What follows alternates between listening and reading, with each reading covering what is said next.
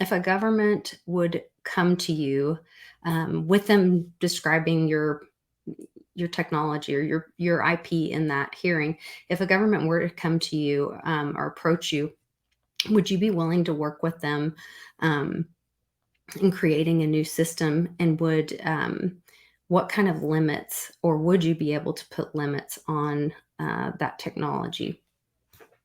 Well, if a government came, it all depends on how they ask. There are two ways you can ask.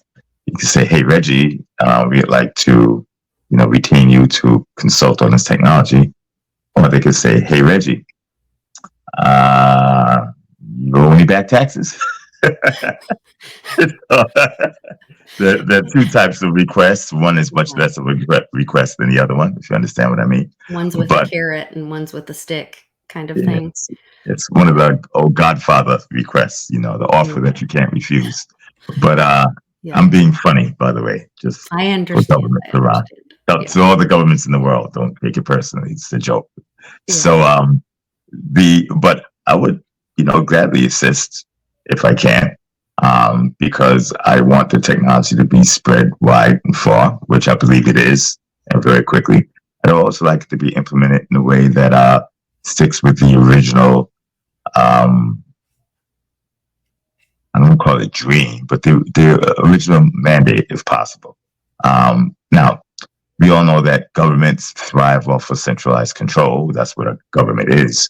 And I'm not going to sit here and pretend, down with the oligarchy, because that's not going to happen. But in order to increase the efficiency of the centralized control, governments are adopting decentralized or distributed widgets. And those distributed widgets, I think, are covered up under the patent. Many of them are, not most. And so I'm not going to get into the political battle, which is a guaranteed loss on my part, to try and say, hey, let's decentralize the government. It's not going to happen. But let's make the government more efficient by eliminating centralized robots and putting distributed lubrication into the gears. Okay, that I can gladly do. And then if the government wants to go that route, and the government is interested in having some distributed, decentralized machina in the machine or in the system, there you go. Okay, I don't want to fight governments. I have a life to lead. I have children, even though they're getting a little older now. And, I like to be happy.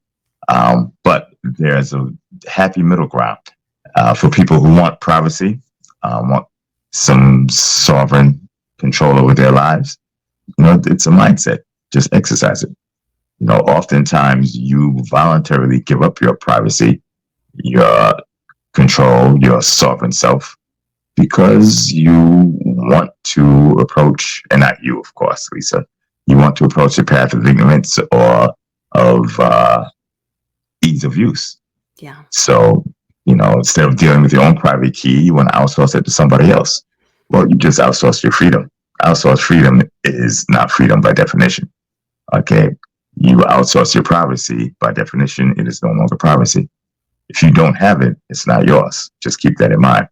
So it might seem easier to let Google or Apple or fill in the blank, not demeaning any of these entities, or Coinbase, to handle all of your password logins and everything else. But once you pass it off to them, you really can't get it back. And it's no longer yours. Right. Okay, so the definition of a person who's outsourced their freedom is a captured person.